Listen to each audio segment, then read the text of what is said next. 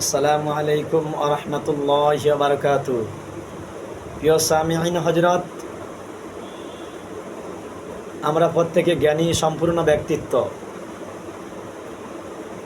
আল্লাহ রাব্বুল আলামিন আমাদের উপরে রাতে এবং দিনে মিলিয়ে 17 রাকাত নামাজকে আমাদের উপরে ফরজ করেছেন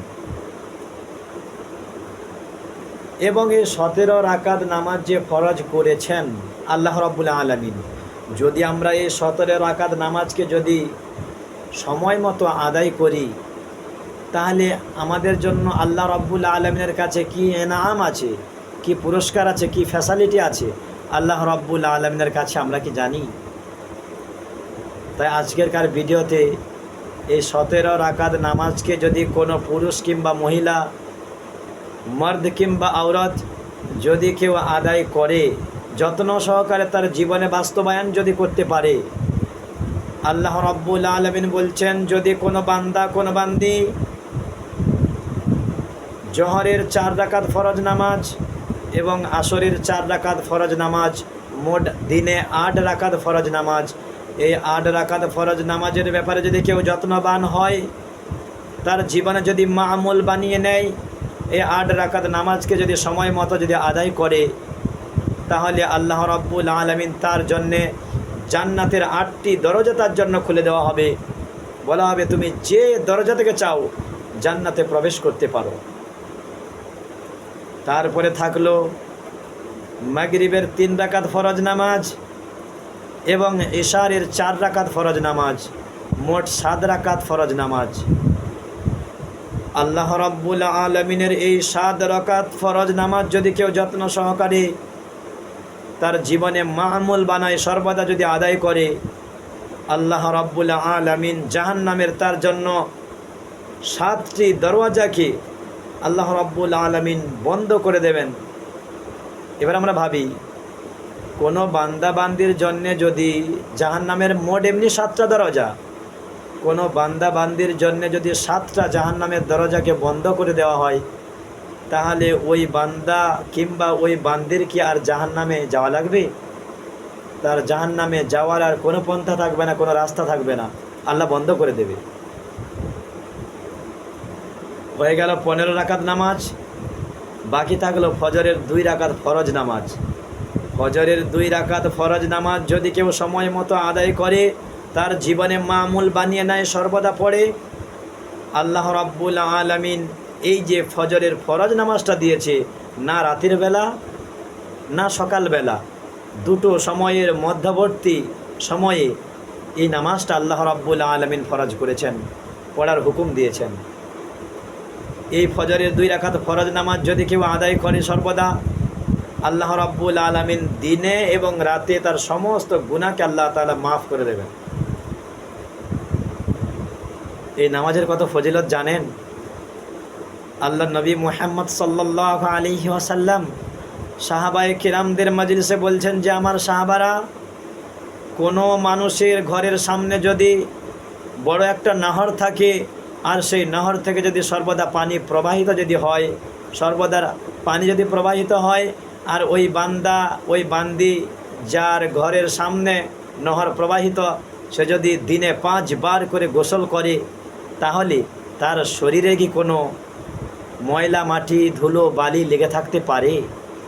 সাহাবায়ে কিরামরা উত্তর করলেন, ইয়া রাসূলুল্লাহ, কোনো বান্দা কোনো বান্দি যদি নহরে দিনে 5 বার করে যদি গোসল করে, তাহলে তার শরীরে আর কোনো ধুলা বালি ময়লা মাটি আর লেগে থাকতে পারে না, ধুলো বালি আর লেগে থাকবে না।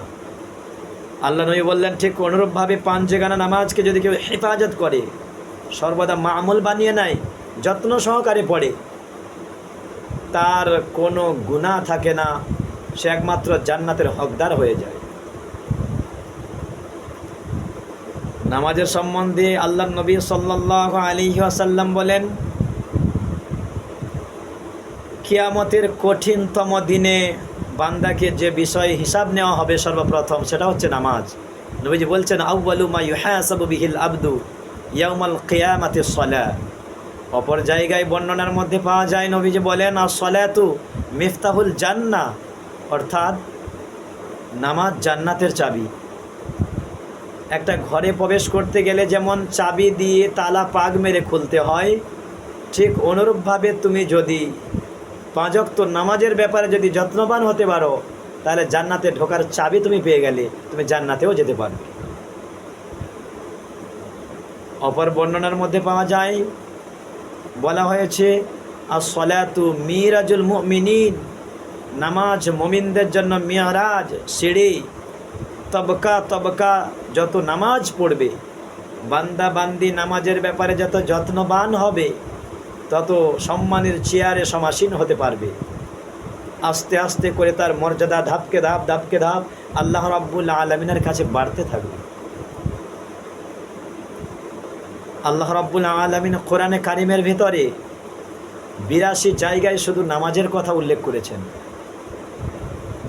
নামাজের কত গুরুত্ব, কত মুহূর্ত, কত মর্যাদা, কত মর্তবা, কত সম্মান নামাজি ব্যক্তিদের, এর মর্তবা কত আজকের আমরা মানুষ বুঝিনি, যার কারণে নামাজ সম্বন্ধে আমাদের কোনো ধারণাই নেই। ভাবতে অবাক লাগে। আল্লাহ নবী সাল্লাল্লাহু আলাইহি ওয়াসাল্লাম কবরে শুয়ে শুয়ে ইয়া হাবলি উম্মতি, ইয়া হাবলি উম্মতি, ইয়া রব্বি উম্মতি, এ আমার পরওয়ারদিগার, আমার উম্মতদের কি হবে, আমার উম্মতদের কি হবে, আমার উম্মতদের কি হবে। সর্বদা তিনি চিন্তায় চিন্তিত হয়ে আছেন। কিয়ামতের কঠিনতম দিনে কেউ সুপারিশ করার যোগ্যতা অর্জন করতে পারবে না, কেউ আল্লাহ রাব্বুল আলামিনের কাছে সুপারিশের যোগ্য হবে না। আল্লাহ নবী মুহাম্মদ সাল্লাল্লাহু আলাইহি ওয়াসাল্লাম একমাত্র নবী, যিনি হচ্ছে সমস্ত বান্দা বান্দির ব্যাপারে আল্লাহ রাব্বুল আলামিনের কাছে অভিযোগ করবেন, সুপারিশ করবেন। আল্লাহ রাব্বুল আলামিন নবী মুহাম্মদ সাল্লাল্লাহু আলাইহি ওয়াসাল্লামের সুপারিশকে কবুল করে নেবেন। কোনো নবী, কোনো ওলি, কোনো আউলিয়া, কোনো পীর, কোনো গৌস, কোনো কুতুব, কোনো ইমাম, কারোর ক্ষমতা, কারোর পাওয়ার, কারোর যোগ্যতা, কারোর সাহস থাকবে না যে কিয়ামতের কঠিনতম দিনে আল্লাহ রাব্বুল আলামিনের কাছে সুপারিশের জন্যে সে এই পাওয়ার নিয়ে দাঁড়াবে যে আমি অমুকের ব্যাপারে, আমি আমার আহলিয়াদের ব্যাপারে, আত্মীয় স্বজনদের ব্যাপারে, অমুক ব্যক্তিদের ব্যাপারে, বন্ধু বান্ধবদের ব্যাপারে আমি সুপারিশ করব। আল্লাহ, এ সাহস কারোর হবে না, একমাত্র নবী মুহাম্মদ সাল্লাল্লাহু আলাইহি ওয়াসাল্লাম করার যোগ্য হবে। সেজন্যে বিশ্বনবী, বিশ্বকবি জনাবে মুহাম্মদ রাসূলুল্লাহ সাল্লাল্লাহু আলাইহি ওয়াসাল্লাম 1445 হিজরি আগে এই দুনিয়া থেকে পর্দা নিয়ে আল্লাহ রাব্বুল আলামিনের কাছে পৌঁছে গিয়েছেন। এই উম্মতের চিন্তায় সর্বসময় বেকুল থাকতো আল্লাহ নবী সাল্লাল্লাহু আলাইহি সাল্লাম। আজকের সেই উম্মতানি আমরা হওয়ার পরেও বিশ্ব নবীর মুখস্মৃতি বাণী, যেগুলো আমরা সর্বসময় পড়ি, হাদিসের কিতাবের পৃষ্ঠায় সোনালি অক্ষরে লিপিবদ্ধ করা আছে, জলজল করে দিশা দেয়। আজকের আমরা মানুষ পড়তে জানি না, বুঝতে আমরা শিখিনি, অপরের কাছে পৌঁছাতেও শিখিনি। সেজন্য ভাই, নামাজের অনেক মর্তবা, অনেক গুরুত্ব রয়েছে। ছোট্ট একটি ভিডিও আমি আপনাদেরকে উপহার দিলাম। আপনারা বেশি বেশি করে ভিডিওটা শেয়ার করে দেবেন বন্ধু বান্ধবদের কাছে, আত্মীয় স্বজনদের কাছে। সাবস্ক্রাইব করে আমার চ্যানেলকে উৎসাহিত করবেন, লাইক দিয়ে সহযোগিতা করবেন, যাতে করে আমি আপনাদের আরও ভালো ভালো ভিডিও উপহার দিতে পারি। এ বলে ছোট্ট একটি ভিডিও উপহার দিলাম। ওয়া আখিরু দাওয়ানা আনিল হামদুলিল্লাহি রাব্বিল আলামিন।